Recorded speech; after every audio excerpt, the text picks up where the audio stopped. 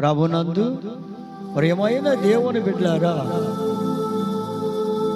దేవుని మహాప్రమను బట్టి ఆరాధనని ప్రార్థనతో ప్రారంభించుకుందాం. స్తోత్రమయ్యా, స్తోత్రములు తండ్రి. ప్రియముగల దేవుడవు, సర్వశక్తివంతుడైన దేవుడవు, జాలిగల దేవుడవు నాయన. మీ ఘనమైన నామానికి స్తుతులు స్తోత్రాలు చెల్లిస్తున్నాం. మీ దివ్యమైన వాక్యము బిడ్డలకు అనుగ్రహించండి. ఏ వాక్యము ఏ హృదయానికి అవసరమో అట్టి పరలోక సంగతులను మీరు బయలుపరిచి ప్రతి బిడ్డను ఆదరించి విశ్వాసం ద్వారా బలపరిచి మీ గొప్ప నామానికి మహిమ ఘనత ప్రభావములు తెచ్చుకొనబడి యేసయ్య పరిశుద్ధమైన నామాన్ని బట్టి ప్రార్థించి వేడుకొనుచున్నాము తండ్రి గారు. ఆమేన్. జెసికా పాట పాడిన తరువాత వాక్యాన్ని విందాం.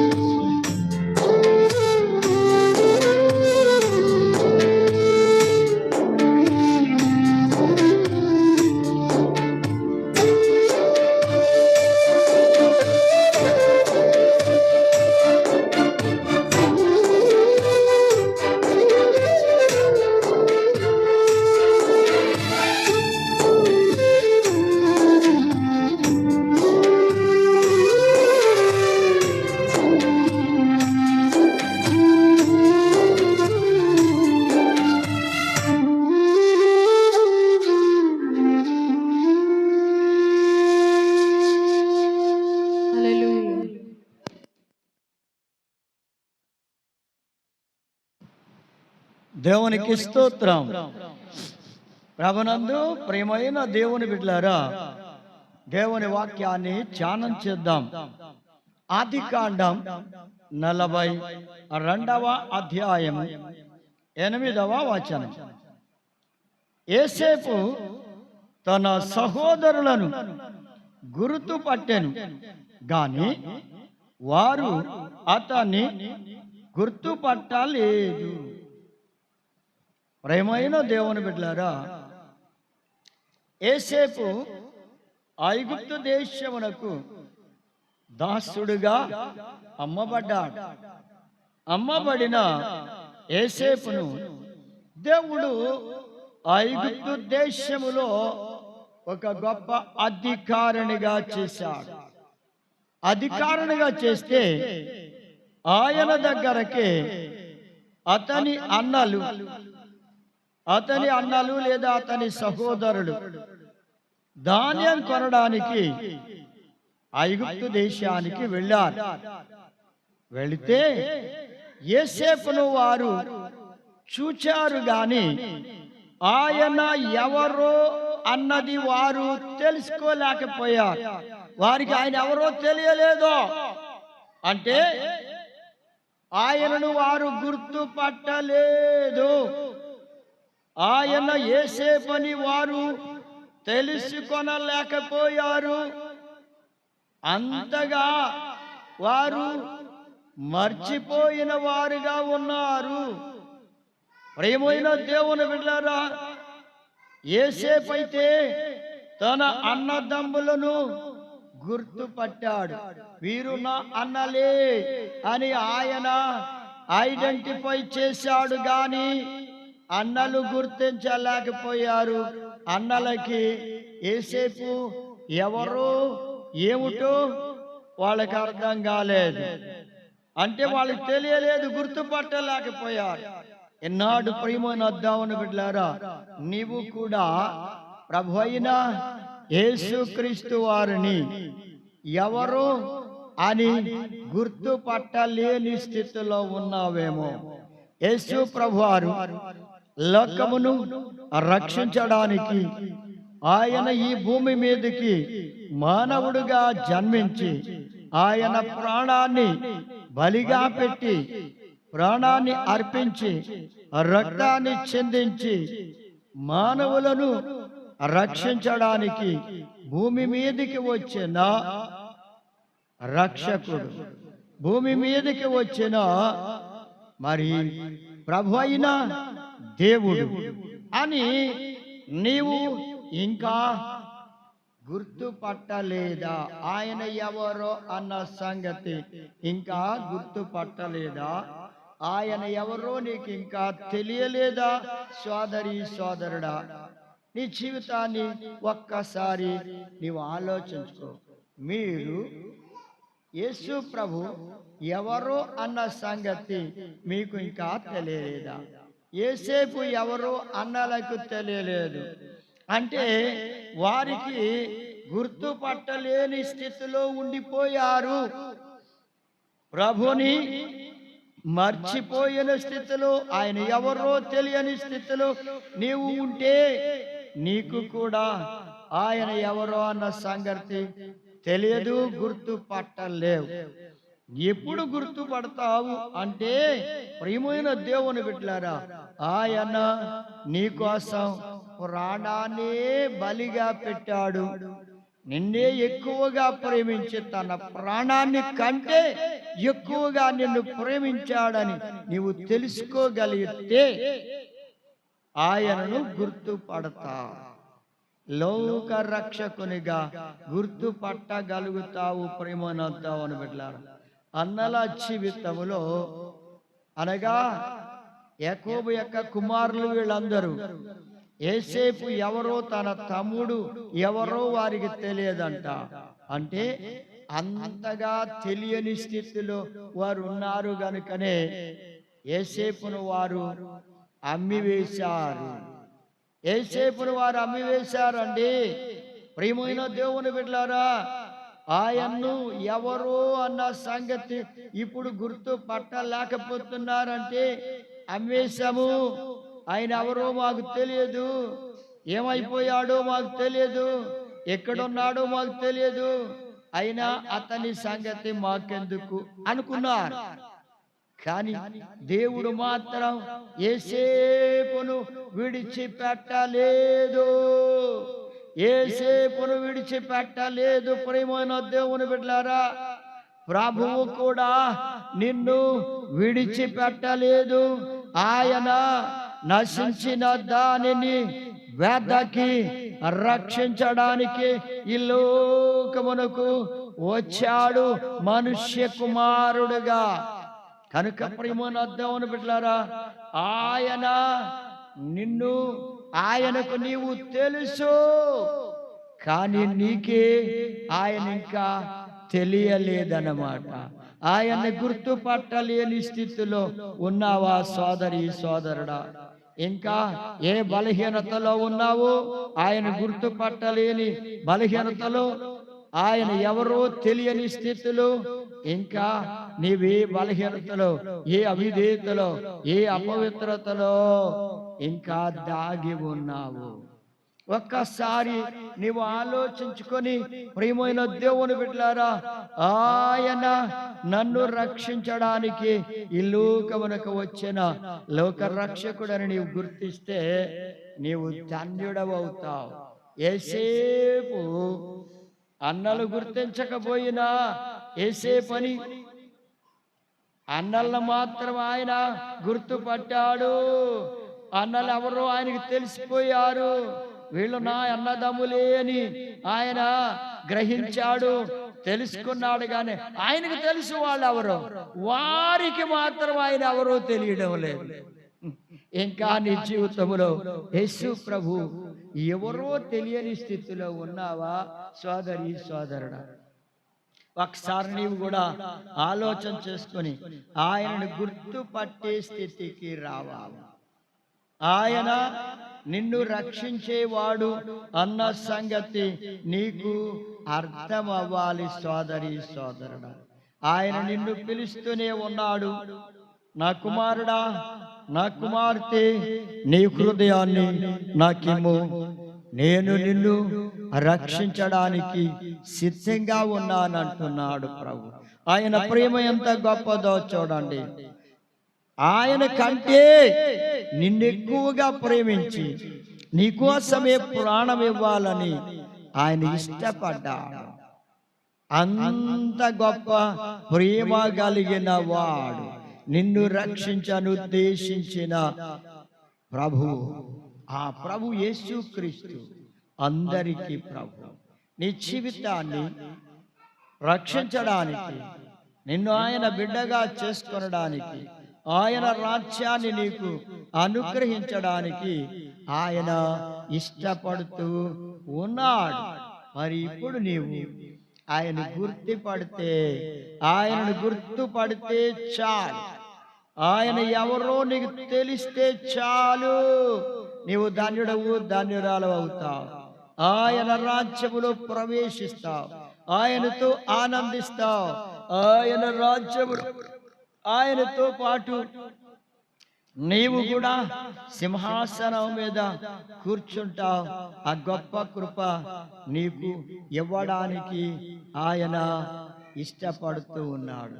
అందుకే అంతటా అందరూ మారు మనస్సు పొందాలని ప్రభువు కోరుకుంటూ ఉన్నాడు. అది ప్రభు యొక్క కోరిక. ఆ కోరికను నీవు తెలుసుకోగలిగితే, నీవు గుర్తిస్తే, ఆయనను గుర్తిస్తే తప్పకుండా నీవు రక్షింపబడతావు.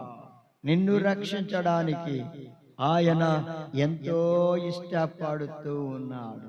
ప్రభువు నిన్ను రక్షించడానికి ఇష్టపడుతూ ఉన్నాడు. ప్రియమైన దేవుని బిడ్డలారా, జాగ్రత్తగా ఆలోచన చేయండి. యేసేపు తన సహోదరులను గుర్తుపట్టినట్లుగా నీవు ప్రభు అయిన యేసుక్రీస్తు వారు నా ప్రభు అని నీవు గుర్తిస్తే ధన్యుడవు, ధన్యురాలు అవుతావు. కానీ అన్నలు గుర్తుపట్టలేదు. అన్నలకు యేసేపు ఎవరో తెలియలేదు. వెళ్ళారు, ధాన్యం కొనుక్కొని తెచ్చుకోవడానికి వెళ్ళారు, కానీ ఆయన ఎవరో వారు తెలుసుకోలేకపోయారు. అంటే ప్రియమైన దేవుని బిడ్డలారా, వారు ఏ స్థితిలో ఉన్నారు, ఏ పరిస్థితిలో ఉన్నారు అంటే వారు యేసేపును మొత్తంగా మరిచిపోయిన స్థితిలో ఉన్నారు. యేసేపు అసలు వారికి జ్ఞాపకానికి రావడం లేదు. అయ్యా, అన్నదమ్ములలో ఉండవలసిన ప్రేమ అన్నదమ్ములలో కనబడడం లేదు. కానీ ఎవరిలో ప్రేమ కనబడుతుందంటే యేసేపులో ప్రేమ కనబడుతుంది. వీరు నా అన్నలే అని ఆయన గుర్తుపట్టాడు. కానీ వారికి మాత్రం ఇతను మా తమ్ముడే అని వాళ్ళు గుర్తుపట్టలేకపోతున్నారు. అనగా వాళ్ళు మర్చిపోయిన స్థితిలో ఉన్నారు. అంటే వాడిక లేడు అనే ఉద్దేశ్యములో ఉన్నారు, కానీ అతన్ని లేకుండా చేయలేకపోయారు. దేవుడు అతన్ని కాపాడుతూ వచ్చాడు. ఆయన రెక్కల క్రింద దాచిపెడుతూ వచ్చాడు.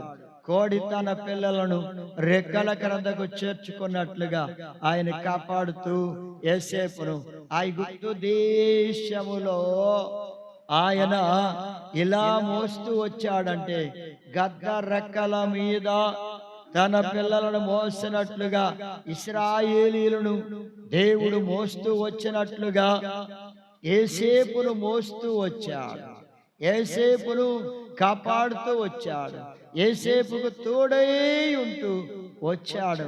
అలాగే ప్రియమైన దేవుని బిడ్డలారా, ప్రభువు నీకు తోడయుండి నిన్ను కూడా ఆయన గద్ద రెక్కల మీద పిల్లలను మోసినట్లుగా నిన్ను మోస్తూనే ఉన్నాడు.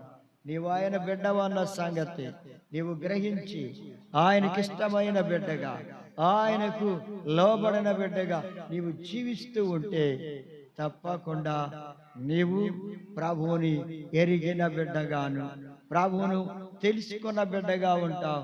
ఆయనను గుర్తుపడతావు. ఆయనను గుర్తిస్తే నీవు ధన్యుడవవుతావు. యెహోవా తమకు దేవుడిగా గల జనులు ధన్యులు అన్నారు. దేవుణ్ణి కలిగిన బిడ్డగా ఉంటే నీవు ధన్యుడివే. ఆయన గుర్తుపడితే చాలు, ఆయనను తెలుసుకుంటే నీవు ధన్యుడవవుతావు. అయితే ప్రేమోన్న దేవుని బిడ్డలారా, ఇక చూడండి, గుర్తుపట్టలేదు అన్నదమ్ములు. యోసేపు గుర్తుపట్టాడు. ప్రభు మనల్ని గుర్తిస్తున్నాడు, మనల్ని గుర్తుపట్టాడు. మనం ఏ స్థితిలో ఉన్నాం, ఎక్కడున్నాం, ఎలా ఉన్నాం, ఏమై ఉన్నామో ఆయనకు తెలుసు. కానీ మనకి ఆయన ఏమై ఉన్నాడో మనకి తెలియడం లేదు. ఒక్కసారి ఆలోచించుకోండి ప్రేమనొద్దామని బిడ్డలారా. ఇక ఆ రెండవ అంశం ఏమిటంటే యోహాను సువార్త 20వ అధ్యాయము 14వ వచనం. యోహాను సువార్త 20వ అధ్యాయము 14వ వచనం. ఆమె ఈ మాట చెప్పి వెనుక తట్టు తిరిగి యేసు నిలిచి ఉండుట చూచెను గాని ఆయన యేసు అని గుర్తుపట్టలేదు. She can't identify Jesus. Mariyamma, ఆ మరి అంటండి యేసు ప్రభువును గుర్తుపట్టాలి. ప్రేమైన దేవుని బిడ్డలారా, యేసు ప్రభువుని వెదకడానికి వెళ్ళింది సమాధులలోనికి, అనగా ఆ ప్రభువును ఉంచిన సమాధి దగ్గరకు వెళ్ళింది. కానీ సమాధిలో యేసయ్య ఉండాడని, ఆయన లేస్తాడని ఆమె మరిచిపోయింది. అందుకే యేసు ప్రభువారు తన ప్రక్కన నిలిచిన ఆమె చూస్తూ ఉన్నది గాని ఆయన ఎవరో దేవునికి స్తోత్రం, ఆయన ఎవరో తెలుసుకోలేకపోతుంది, ఆయనను గుర్తుపట్టలేకపోతుంది. ఈనాడు దేవుని బిడ్డలారా, నీవు ఆయనను గుర్తుపట్టలేని స్థితిలో ఉన్నావేమో. మరియ గుర్తుపట్టలేకపోతుంది. ప్రభు ఆమెను రక్షించిన తరువాత ఆమె యేసు ప్రభు వారి యొక్క పాదముల దగ్గర కూర్చుండి దేవుని వాక్యం వినే గొప్ప అనుభవం కలిగిన వ్యక్తి అయ్యుండి కూడా ఆయన ఎవరో తనకు తెలియడం లేదంట. అయ్యా, ఆయన ఎవరో తెలియడం లేదంట. ఎంత ఎక్కువగా ప్రభుని నీవు ప్రేమిస్తున్నావో ఆయన నీకు తెలియడం లేదా? నిజముగా నీవు ఆయన్ని ప్రేమిస్తూ ఉంటే ఆయన ఎవరో నీకు తెలుస్తుంది. అయితే మరియకు మాత్రం వెనక తట్టు తిరిగి చూస్తే ప్రక్కన నిలిచింది యేసు ప్రభువే. కానీ ఆయన యేసు ప్రభు అని ఆమెకు తెలియడం లేదు. చూస్తుంది కానీ ఆమెకు తెలియడం లేదు. అంటే యేసు ప్రభు వారిని గుర్తుపట్టలేకపోతుంది. ఆయన యేసయ్యని తెలియడం లేదు ఆమెకి. మరి నీకు కూడా ఎన్నిసార్లు దేవుడు తన వాక్యం ద్వారా నీతో మాట్లాడుతున్నా ఆయన యేసు అని నీకు తెలియడం లేదా? సోదరుడా, సోదరి, ప్రభు ఎన్నిసార్లు నీతో మాట్లాడినా ఆయన యేసు అన్న సంగతి నీకు తెలియడం లేదా? నీవు ఆయన్ని మర్చిపోయిన స్థితిలో ఉన్నావా? మరియా మర్చిపోయింది. ఏం మర్చిపోయిందంటే యేసు ప్రభు వారు సమాధిలో ఉన్నాడు. 3వ రోజున సమాధిలో నుంచి లేస్తాను అన్న మాట ముందుగానే శిష్యులకు, అక్కడ ఉన్న అనేక మంది దేవుణ్ణి నమ్ముకున్న బిడ్డలతో ఆయన మాట్లాడుతూనే వచ్చాడు. ఆ సంగతులు ఆయన ముందే బయలుపరిచాడు. కానీ ప్రభు చెప్పిన మాట ప్రకారం జరుగుద్ది అన్న సంగతి ఆమె మర్చిపోయింది. అందుకే 3వ రోజున వెళ్ళింది. 3వ రోజున ప్రభు లేచాడు సమాధిలో నుండి. ఆ సమాధిలో ఆయన లేడు. అందుకే సమాధిని చూచింది, ఖాళీగా ఉంది సమాధి. ఆయన అందులో లేడు. యేసయ్యని ఎవరో ఎత్తుకుపోయి ఉంటారు, ఎక్కడో దూరంగా సమాధి చేసి ఉంటారు అనుకుంటుంది ఆమె. అంటే ప్రభు లేస్తాడన్న విశ్వాసం కూడా ఆమెకి లేకపోయింది. నమ్మలేని పరిస్థితిలో ఉంది. ప్రభువును మర్చిపోయిన స్థితిలో ఉంది. ఆయన చెప్పిన మాట మర్చిపోవడమే ఆయనను మర్చిపోవడం. ఆయన వాక్యాన్ని నీవు మర్చిపోతే ఆయన నీవు మర్చిపోయినట్లే. ప్రేమనొద్దామని బిడ్డలారా, అటువంటి పరిస్థితుల్లో వెంటనేనంట చూడండి, ఆమె ఆయన ఎవరో తోటమాలి అనుకుంది. కానీ ప్రభు అంటున్నాడు, అమ్మా ఎవరిని వెతుకుతున్నా, అసలు నీకు ఇక్కడ పనేమిటి అని అడుగుతుంటే ఆ తోటమాలి అనుకున్న, అయ్యా నీవు ఆయన్ని యేసు ప్రభు వారిని తీసుకుని వెళ్ళి వేరే చోట ఎక్కడన్నా పాతి పెట్టి వచ్చావా అని అడుగుతూ ఉంటే, యేసయ్య ఇక ఈమె నన్ను గుర్తుపట్టలేకపోతుందని ఆయన ఏం చేశాడంటే, ప్రేమనొద్దామని బిడ్డలారా, ఇక్కడ చూస్తుంది యేసయ్యని గుర్తుపట్టలేకపోతుంది. చూస్తుంది గాని చూడనట్టుగానే ఉంది. అందుకే దేవుని వాక్యములు అంటున్నాడు యెషయా గ్రంథం 6వ అధ్యాయం 9వ వచనంలో, మీరు కన్నులతో చూచుచుందురు గాని మీరు ఎవరు అన్న సంగతి తెలుసుకోలేరు.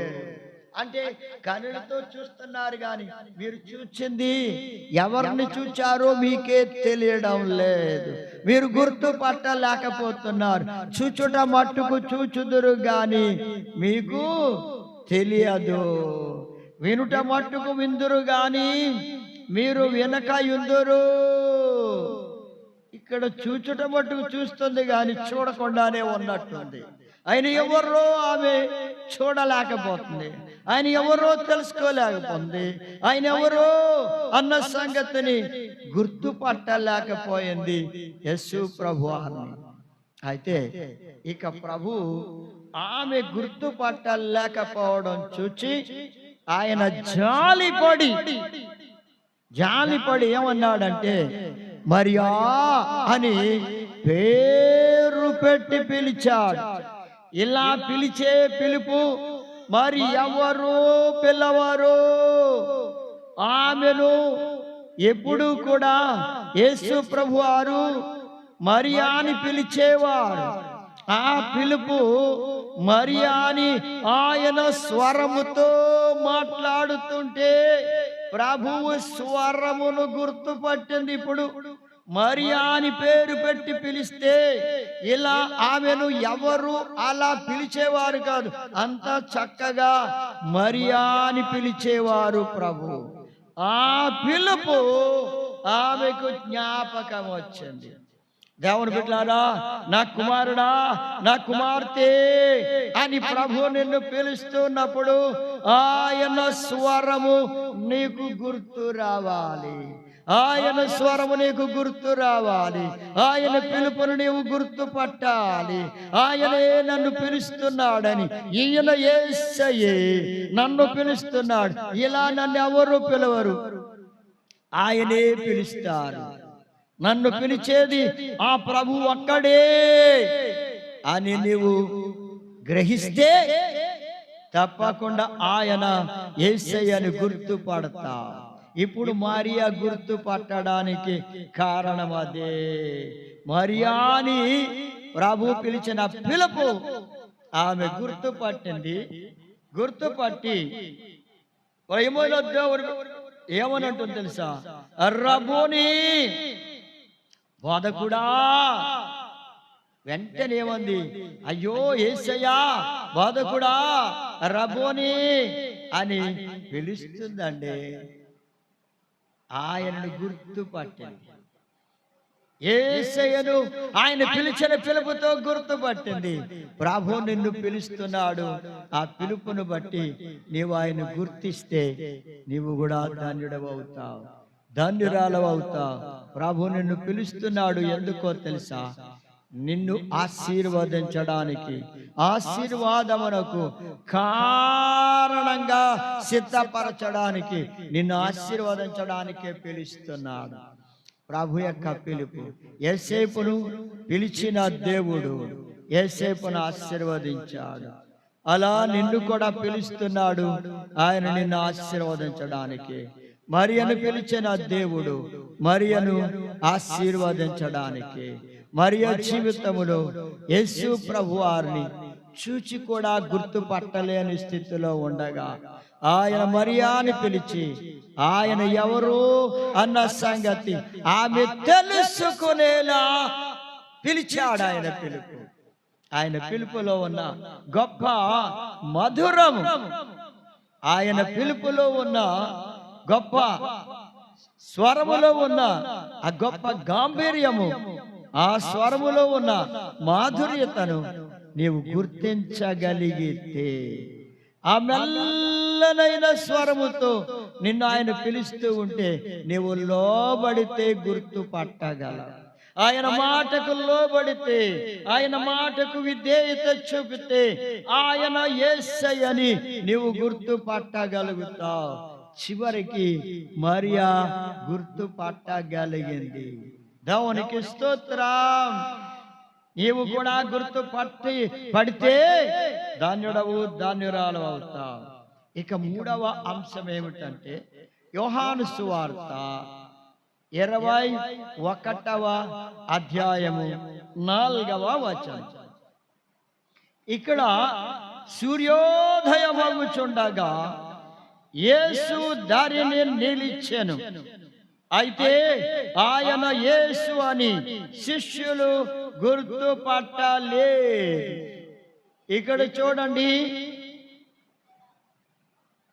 యేసేపు యొక్క అన్నలు యేసేపును గుర్తుపట్టలేదు. రెండవది, మరియా యేసు ప్రభువారని ఆయన తన ప్రక్కగా నిలవబడిన ఆయనను గుర్తుపట్టలేకపోయింది. ఇక్కడ మూడవ అంశములో యేసు ప్రభువారు తిబెరయ సముద్రములో చేపలు పట్టడానికి వెళ్ళి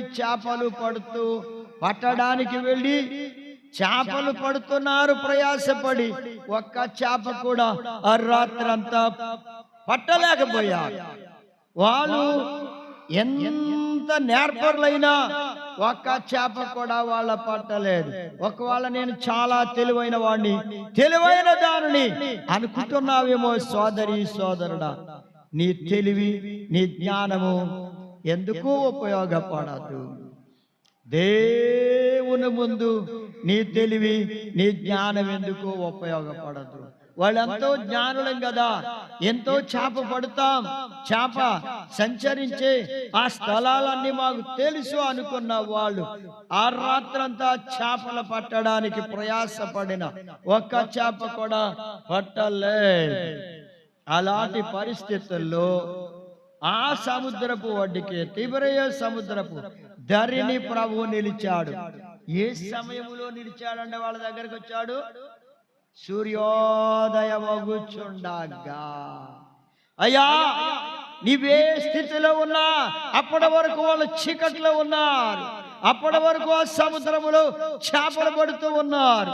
పేతురు గారు అన్నాడు, నేను చేపలు పడడానికి వెళుతున్నాను అంటే వాళ్ళు అన్నారు, శిష్యులు మిగిలిన వారు, మేము కూడా నీతో పాటు చేపలు పట్టడానికి వస్తాము అన్నారు. అంటే పేతురు గారు చేపలు పట్టడానికి వెళ్ళేటప్పుడు చేపలు పట్టడానికి వెళ్ళడానికి ప్రభువు పిలవలేదు. నీవు మనుషులను పట్టే జాలరిగా నిన్ను పిలుస్తున్నానని దేవుడు పిలిచాడు, మనుషులను పట్టే జాలరిగా చేశాడు. కానీ ఇప్పుడు ఏం చేశాడు ఆయన? మనుషులను పట్టడం జాలరి కాకుండా చేపలు పట్టే జాలర్లుగా తిరిగి మరలా చేపలు పట్టడానికి వెళ్ళాడు. ఏ చేపలైతే పడుతుండగా ప్రభు పిలిచాడో మరలా ప్రభుతో శిష్యుడిగా జీవించిన కాలమంతా అయిపోయింది. ప్రభువారు ఆయన సిలువైపడ్డారు, ఇక ఆయన లేడు అని ఆయనే మరిచిపోయాడు. ఏమైందండి? ఇక ఆయన లేడు, ఆయన సిలువైపడ్డాడు, సమాధి చేయబడ్డాడు, ఇక ఆయన లేడు, ఇక నేను ఎక్కడికి పోవాలి? మరలా మొదటి పరిస్థితికి అనుకున్నాడు. అతను వెళ్ళేవాడు, అతను అక్కడ వెళ్ళకుండా అతనితో పాటు ఉన్న శిష్యుల్ని కూడా పాడు చేశాడు. చాలా మంది ఇలా చేసేవాళ్ళు ఉంటారు. వాళ్ళు దేవుణ్ణి విడిచిపెట్టి ఉన్న వాళ్ళని కూడా విడిచిపెట్టేలా చేస్తారు. వాళ్ళ మాటలు, వాళ్ళ క్రియలు, వాళ్ళ పనులు, వాళ్ళ పద్ధతులు అలా చేస్తారు. చూడండి, ఇప్పుడు ఇతను దేవుణ్ణి తెలుసుకునేలా శిష్యులకు మాదిరిగా ఉండలేదు, కానీ దేవుణ్ణి మరిచిపోవడానికి మాదిరిగా ఉన్నాడు. దేవుణ్ణి, యేసు ప్రభు వారిని మరిచిపోవడానికి ఇతను ఎలా ఉన్నాడు? ఒక మాదిరి అయిపోయాడంట. ఆయన మరిచిపోయాడు ప్రభుని, శిష్యుల్ని కూడా, మిగిలిన వాళ్ళని కూడా మరిచిపోయేలా చేశాడు. అందుకే దేవుడిని మరిచిపోయిన వాళ్ళు ఎంత ప్రయాసపడినా, వాళ్ళు ఎంత కష్టపడినా వాళ్ళకి ఏ ఫలితమో దక్కలేదు. ఒక్క చేప కూడా రాత్రంతా పట్టలేదు. ఇప్పుడు సూర్యోదయం అయ్యే సమయానికి ప్రభు వచ్చి ధరణి నిలిచాడు. అయ్యా, రాత్రంతా ఒక్క చేప పట్టలేని మీ జీవితంలో ఎంతో విసిగిపోయారు, బాధపడుతున్నా మిమ్మల్ని దర్శించడానికి నేను వచ్చాను అని ప్రభువే వచ్చాడు. సూర్యోదయం అగుచుండగా, అంటే ఇప్పటి వరకు చీకట్లు ఉన్న వాళ్ళ జీవితానికి మరలా తిరిగి చేపలు పట్టడం అంటే వారు లోకంలోనికి, లోకాశంలోనికి వెళ్ళిపోయారు. అందుకే వాళ్ళను మరలా తిరిగి ప్రభులోనికి నడిపించడానికి ప్రభువే ఆ ఒడ్డుకు వచ్చాడు, ఆ సముద్రము ఒడ్డుకు వచ్చాడు. సూర్యోదయం అగుచుండగా వాళ్ళకి నీతి సూర్యుడైన యేసయ్య, వాళ్ళకి నీతి సూర్యోదయం, నీతి సూర్యుడైన యేసయ్య ఉదయం వారికి కలగడం కోసం, వాళ్ళకి జ్ఞానోదయం అవ్వడం కోసం, వాళ్ళ జీవితాలు మరలా మార్చబడడం కోసం ఆయనే స్వయంగా వారిని దర్శించాడు. ప్రియమైన దేవుని బిడ్డలారా, ప్రభువు దర్శించే సమయం వచ్చినప్పుడు నిర్లక్ష్యం చేయొద్దు. సూర్యోదయం అవగానే ఆయన ధరణి నిలిచాడు, సముద్రము ధరణి. అలాగే ఇల్లోకమనే సముద్రము ఒడ్డున ధరణి ప్రభు నిలిచి ఉన్నాడు. నీకు నీతి సూర్యోదయము కలగజేయడానికి, నిన్ను నీతిమంతుడిగా చేయడానికి నీతి సూర్యుడైన యేసయ్య నీ దగ్గరకు వచ్చి నీకు ఒక అవకాశమునిస్తూ ఉన్నాడు. ఈ అవకాశాన్ని నీవు సద్వినియోగం చేసుకుంటే నీవు ధన్యుడు అవుతావు, ధాన్యురాలు అవుతావు. అయితే ప్రేమన దేవుని బిడ్డలారా, ఆ సమయంలో కూడా ప్రభు వచ్చాడని కూడా వాళ్ళు గుర్తుపట్టలేదు. ఈయన యేసు ప్రభు అని శిష్యులు గుర్తుపట్టలేదు. ప్రభు దర్శిస్తున్న ఆ స్థితిని, ఆ సమయాన్ని గ్రహించలేని స్థితిలో ఉన్నాడు. సోదరి సోదరుడా, ప్రభు నిన్ను దర్శిస్తున్నప్పుడు ఆయన గుర్తుపడుతున్నావా? ఆయనే నన్ను దర్శించాడు, ఆయనే నన్ను దర్శించాడని నువ్వు గుర్తుపడుతున్నావా? ప్రభు నిన్ను దర్శిస్తున్నా ఆ సమయాన్ని నువ్వు గుర్తుపట్టాలి, ఆయనను గుర్తుపట్టాలి. ఆయన నిన్ను వెదకి రక్షించడానికి, నిన్ను నీ జీవితాన్ని సరిచేయడానికి ఆయన నీ దగ్గరకు వచ్చి నీకు దర్శనమిస్తున్నాడు. అయితే శిష్యులు గుర్తుపట్టలేని స్థితిలో ఉన్నట్లుగా నీవు అదే స్థితిలో ఉన్నావా? ఎంతకాలం ఇదే స్థితిలో ఉంటావు? ఎంతకాలం అలా ఉంటావు? ప్రియమైన దేవుని బిడ్డలారా, నీతి సూర్యుడు నీ పైన ఉదయించే సమయం వచ్చినప్పుడు నీవేం చేయాలో తెలుసా? ఆయన్ని మరి గుర్తుపట్టడానికి సిద్ధపడాలి. ఒకవేళ ఇంకా గుర్తించలేని స్థితిలో ఉంటే, ప్రభు నిన్ను రక్షించే సమయం వచ్చినప్పుడు, ప్రభు మాటకు లోబడితే, ఆయన వాక్యమునకు విధేయత చూపితే ప్రభు నిన్ను రక్షిస్తాడు, నిన్ను రక్షిస్తాడు. నీతిమంతుడిగా నిన్ను సిద్ధపరుస్తాడు, నీకు రక్షణ ఇస్తాడు, నీతోనే ఆయన మాట్లాడుతాడు, ఆయన వాక్యం ద్వారా నీతో మాట్లాడుతాడు. ప్రభు నీవు గుర్తించాలి. అవిశ్వాసంతో ఉండొద్దు, విశ్వాసంతో నీవు గుర్తిస్తే ఆయన్ని, ఆయన యేసు అని గుర్తిస్తే రక్షణ పొందుతావు, రక్షణ ఇస్తాడు ప్రభు.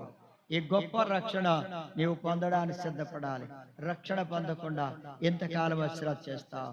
రక్షణ పొందకుండా, మారు మనసు పొందకుండా ఎంతకాలం అశ్రద్ధ చేస్తావు? ప్రేమనొద్దామని బిడ్డలారా, ఇదిగో ప్రభు నిన్ను దర్శించే సమయం వచ్చినప్పుడు నీవు ఆయన మాటకు లోబడి ఆయన గుర్తుపడితే ధాన్యుడవవుతావు, రక్షణ కలుగుద్ది, మారు మనసు కలుగుద్ది, దేవుని బిడ్డగా జీవిస్తావు, ఆత్మలో బలపరచబడతావు.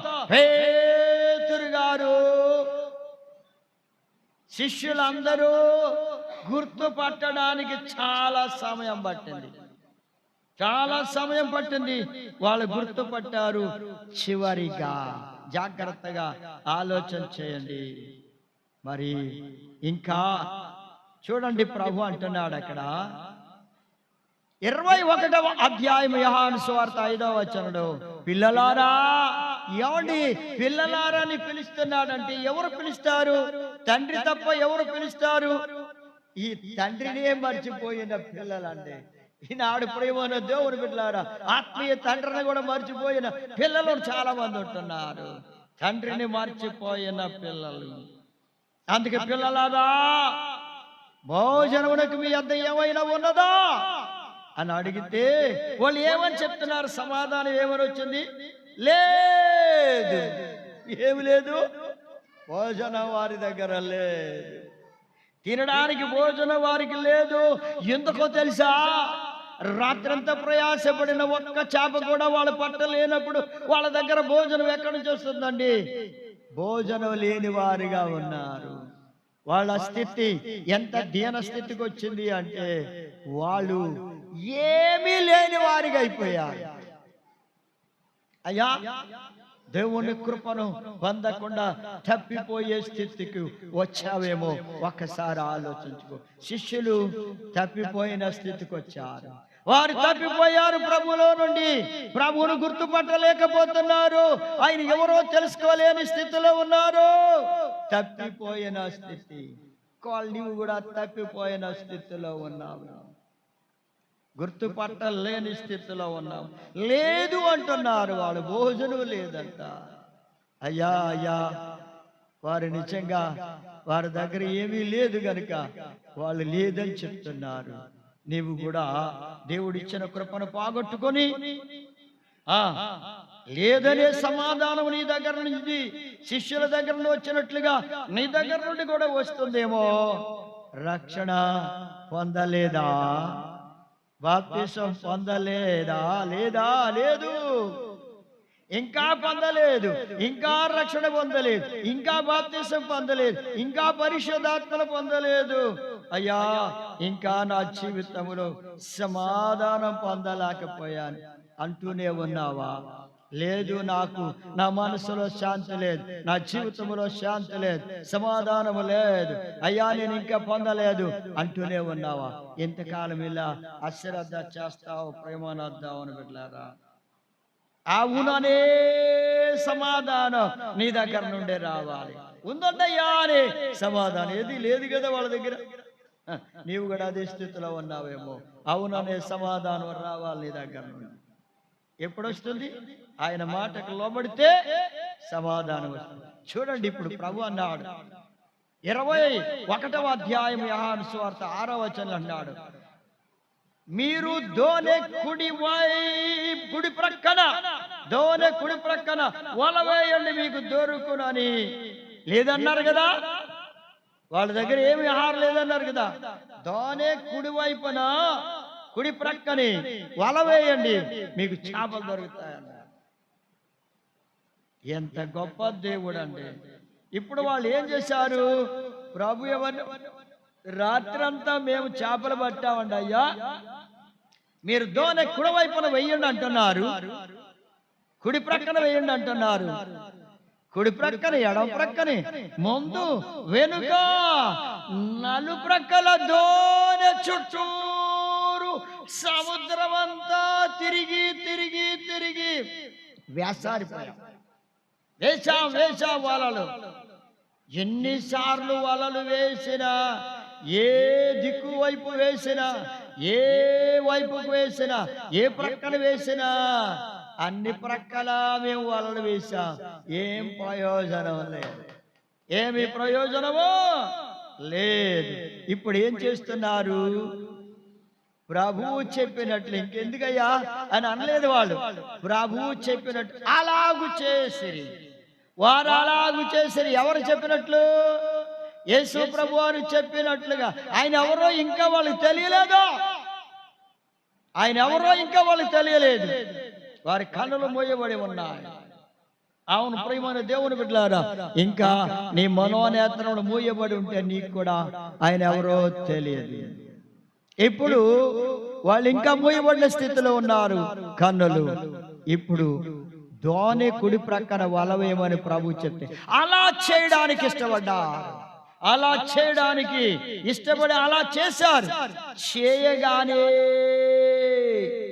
విస్తారమైన చేపలు ఆ వలలో పడ్డాయి. ఆ వలలో వాళ్ళు పట్టారండి విస్తారమైన చేపల్ని. అప్పుడు వాళ్ళకి తెలుసుకున్నారంట, ఇన్ని చేపలు ఇంత పట్టినా మన వల్ల ఉపయోగం లేదు, గాని ఆయన చెప్పిన మాట ప్రకారం మనం చేశాం గనక వల నిండా చేపలు పడ్డాయి. 153 గొప్ప చేపలు పడ్డాయి. ఎన్ని చేపలు పడ్డాయండి? 153 గొప్ప చేపలు పడ్డాయి. ఇక వారు ఈయన యేసయ్యని గుర్తుపట్టారు. అందులో యేసు ప్రభుని ప్రేమించిన శిష్యుడు అన్నాడు, పేతురు, ఆయన ఎవరు అనుకుంటున్నావు? ఇన్ని చేపలు పడ్డానికి కారణం ఏమిటి? ఆయన ప్రభువే అని చెప్పగానే పేతురు గారికి అప్పటి వరకు అర్థం కాని స్థితిలో ఉన్నాడు.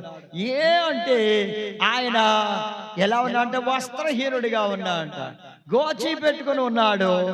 ఆయన ఇప్పుడు సిగ్గుపడి పై వస్త్రాలు వేసుకొని సముద్రంలో దూకాడండి. ఒడ్డుకి ప్రభు దగ్గరికి ఈదుకుంటూ వచ్చేస్తున్నాడు. అవును ప్రియమైన దేవుని బిడ్డలారా, ఆయన యేసు ప్రభుని అప్పుడు గుర్తించాడు. అంతవరకు గుర్తించలేదు, అంతవరకు గుర్తుపట్టలేదు. ఎందుకు గుర్తుపట్టలేదంటే అతడు ఏ స్థితిలో ఉన్నాడు? వస్త్రహీనుడుగా ఉన్న స్థితిలో ఉన్నాడు. ఆత్మీయ వస్త్రములను పోగొట్టుకున్న స్థితిలో ఉన్నాడు. దేవుణ్ణి దుఃఖ పెట్టే స్థితిలో ఉన్నాడు, దేవునికి విరోధమైన పని చేసే స్థితిలో ఉన్నాడు, దేవుని మాటలు వినని స్థితిలో ఉన్నాడు, దేవుణ్ణి దుఃఖ పెట్టే స్థితిలో ఉన్నాడు గనుక ఆత్మీయ వస్త్రాల్ని పోగొట్టుకున్న స్థితిలో ఉన్నాడు. ఇప్పుడు ఏం చేశాడు?